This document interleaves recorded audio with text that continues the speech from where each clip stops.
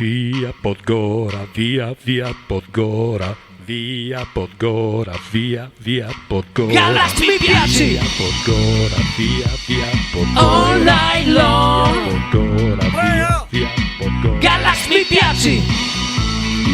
Vergognosissimo! Ritorniamo ancora, signori, ritorniamo ancora dove era tutto, dove è nato tutto e dove rinascerà. La canzone rinascerà, adesso c'è Sanremo perché Sanremo. Però, signori, c'era questi due grandi cantanti lirici. Cosa è successo? Una rivalità di tutta la vita, erano anche in pensione, però li chiamavano a cantare. Si trovano a un certo allora, c'è Mulvari, sei un po' per prendersi anche un po' per il culo. Canti ancora. Mi è succeduta una roba vergognosissima, sono andato a cantare, mi hanno chiamata all'Arena di Verzenis e pensa che ha fatto una chiantata, una roba, è stato che io ho cantato una roba che ma dall'entusiasmo, a parte l'applauso del pubblico, allora era plenon, che non stava lente, inglesi lì, una roba, che un entusiasmo che a un certo punto, oltre gli applausi, gli autografi, stato ciò che è succeduto, ci si ingira tutto a un certo punto, che era la statua della Madonna.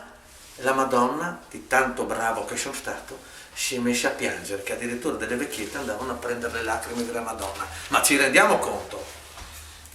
E che lacrime, monarca lì. Pensa che io sono andato a cantare a Cappella Sistiana e a un certo punto ho cantato, sai che il mio repertorio, a un certo punto, sì, un entusiasmo anch'io, la clama, pieno, che una roba, no? Così là. A un certo punto, di tanto bravo che sono stato, come l'hanno detto loro, ma ho visto perché? Perché a un certo punto dalla croce è sceso Gesù, mi ha messo una mano sulla spalla e mi ha detto: tu sei bravo, mica il tuo amico che ha fatto piangere la mia mamma. Questo è una roba! Non facciamo sul tristi, facciamo normale. Attenzione, sì, allora, ecco qua, adesso siamo sempre, sapete che io amo i tristini, sono amico dei tristini, però questa la possiamo fare così. Praticamente questi amici triestini vanno a fare una sciata, si fermano in una baita a mangiare, c'era questo cameriere un po' di una certa età, a un certo punto, che arriva: buongiorno a lui. Allora noi come mangiare abbiamo cinghiale, dopo abbiamo, come primo abbiamo la pasta asciutta, no, ecco. Poi abbiamo il consum brodin con tortellini o senza, e dopo frico e robe furlane. Sai, allora vogliamo, facciamo una roba per me e mi dà un fricco? Sì, e per la mia signora può darmi anche un brodin, però senza i tortellini. Va bene. E si ruota va là, gli porta il fricco e il brodin, la signora nel piatto, nella fondina, col dito dentro. Ecco qua, signora. Insomma, cosa fai?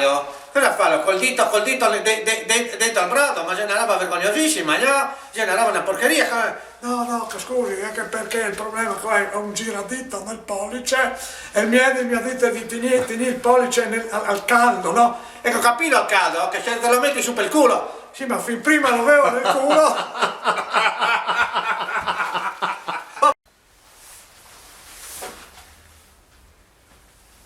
Eccolo qua.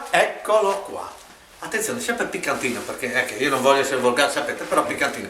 C'è questa signora, una bella ragazza, una bella psicologo, piangendo, dottore, sai che si mette il lettino così con là, dico: dottore, guardi, io non so come dirlo, ma non so, io sono avvilita, ma mi dica, calmasi, no, sono avvilita perché quasi tutti mi dicono che sono una ninfomane, tutte così mi prendono in giro che sono una ninfomane, ma io non ho, ma si calmi, signora, si calmi, no, io non mi riesco a calmarmi, tutti mica sono una ninfomane, ma cosa devo fare? Guardi signora, se lei mi lascia un momentino il pisello riusciamo a fare qualcosa.